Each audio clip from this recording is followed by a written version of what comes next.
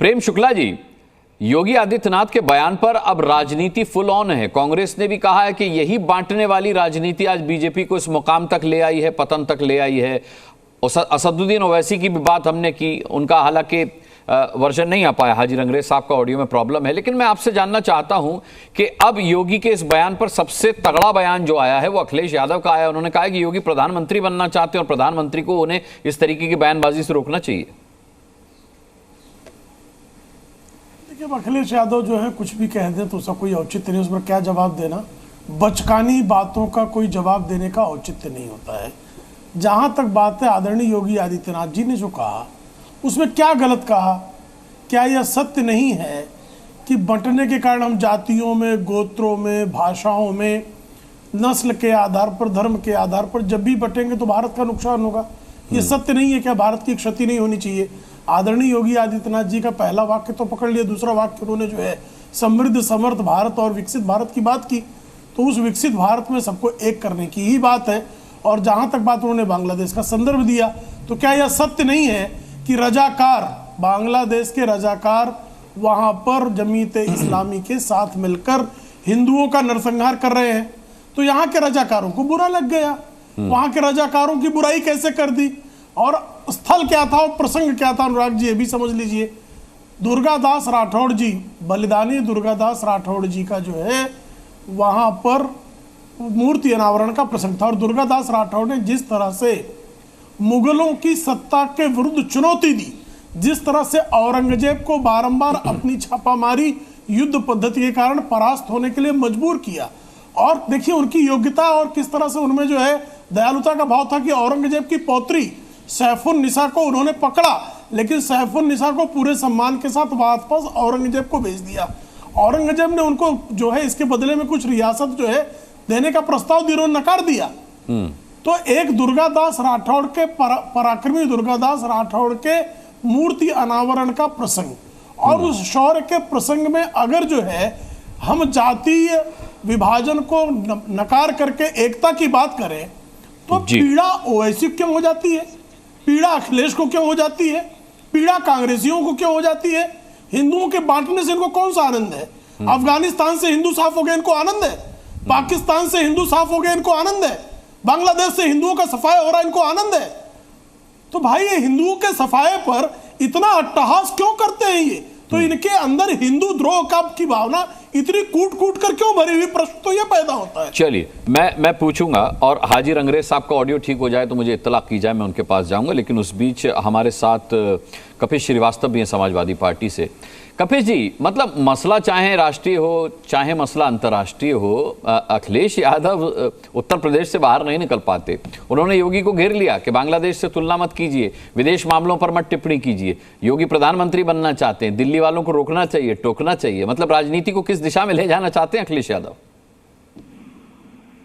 देखिए, बहुत सीधी सी बात है। योगी आदित्यनाथ जी ने संवैधानिक पद पर बैठ करके और जिस सुर में इसको कहा है, बटेगा कटेगा, बटना कटना, ये कटना शब्द कहां से आ गया? मुट्ठी का हम लोगों के शिक्षक बताते थे कि अगर आपको एकता में बल होता है, ये कहा जाता है। आप इतने बड़े पद पर बैठ करके और राहगीरों की भाषा यूज कर रहे हैं, क्या ये अच्छी बात है? किसको डरा रहे हैं? किसको डराना चाहिए? और ये बांट कौन रहा है? ये बांटने की राजनीति कौन कर रहा है? ये बहुसंख्यकों की तुष्टीकरण करने का जो सामने लेकर के अपने कार्य आते हैं और बहुसंख्यकों के साथ खड़े नहीं होते हैं, इससे ज्यादा दुश्वारी क्या हो सकती है? बांग्लादेश में अगर आज अल्पसंख्यक हिंदू समाज का नरसंहार हो रहा है तो मोदी सरकार क्यों सो रही है? और सीए दे करके आप हर देश में जहां जहां हिंदू कम से कम बचे हैं उनको भी आप भारत लाना चाह रहे हैं। लेकिन अरे भाई, मोदी जी ने वहां की अंतरिम सरकार के सलाहकार मोहम्मद यूनुस को ट्वीट करके कहा था कि हिंदुओं के हितों की रक्षा की जाए। अखिलेश यादव ने किया क्या ऐसा कोई एक्स पर पोस्ट?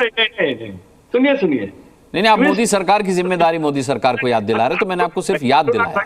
हम आप ही से एक बात पूछ रहे हैं जी। संवैधानिक पद पर हम बैठे हुए हैं, मान लीजिए हम विदेश मंत्री हैं या प्रधानमंत्री हैं, हमारे पास विदेश नीति भी है, हमारे पास रक्षा नीति भी है, हमारे पास योनों पे उठाने का संसाधन भी है।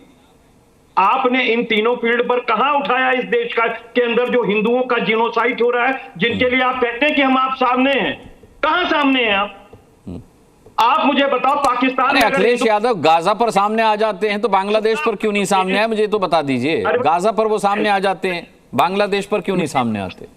मेरी बात सुनिए, बांग्लादेश पे सभी ने अपनी इकट्ठा होकर, प्रधानमंत्री तो आप अपने अखिलेश यादव को भी बनता हुआ देखना चाहते हैं ना, सिर्फ योगी थोड़ी प्रधानमंत्री बनना चाहते हैं। अनुराग भाई सुन तो लें, मैं एक बात ये कह रहा हूं कि आज 10 सालों से ऊपर मोदी सरकार चल रही, 7 सालों से ऊपर योगी सरकार चल रही, 6 वर्ष 13 दिन की अटल बिहारी जी की भी सरकार चली है। मुझे आप बताइए, इनके समय में पाकिस्तान में हिंदुओं का जो पलायन हुआ, बांग्लादेश में हुआ, अफगानिस्तान में हुआ, इसके लिए इन्होंने क्या कदम उठाए? किसको आईना दिखाते हैं? अगर आप सत्ता में कभी ना रहे होते और इतने लंबे समय तक ना रहे होते तब आप दिखा लेते। आप मुझे बताओ, आपके रिदम में सबसे ज्यादा बांग्लादेश के हिंदू का पलायन हुआ है और मोदी सरकार सो रही थी। आपने यूएनओ में क्यों नहीं बात उठाई? यूएन किस लिए बैठा हुआ है? एक शब्द नहीं उठाया कि जिन देशों में हिंदुओं पर क्या अत्याचार हो रहा है। ठीक है, क्यों नहीं उठाया? ठीक है, आज छोटा छोटा रखिएगा क्योंकि आज 10 मेहमान हैं और सभी को मैं चाहता हूं कि बराबर से मौका दिया जाए। आप के बात पर मैं एक बार प्रेम शुक्ला जी से रिएक्शन ले लेता हूं, फिर आगे बढ़ता हूं। प्रेम शुक्ला जी। देखिए, पता नहीं लोग क्या क्या बातें कर। सबसे अधिक बांग्लादेशी अटल जी और मोदी जी कार्यकाल में आए, ये आंकड़ा कहां से लाया गया? सबसे अधिक जो है बांग्लादेशी कांग्रेस के कार्यकाल में 65 से लेकर 80 तक के कार्यकाल में आए हैं। और श्री प्रकाश जायसवाल का बयान था। अब देखिए, बीच में मत बोलिए, अभद्रता मत कीजिए। अनुराग जी जरा इनको शांत कराइए। कपिल जी सुन लीजिए, कपिल जी सुन लीजिए, राज्य मंत्री थे। कपिल जी सुन लीजिए। अरे सुन लीजिए, फिर आपको मौका देंगे उनको। भाई प्रेम शुक्ला चाहते तो तभी आपत्ति कर सकते थे, उन्होंने नहीं किया। आप सुन लीजिए जी। श्री प्रकाश जायसवाल जी गृह राज्य मंत्री थे डॉक्टर मनमोहन सिंह की सरकार में।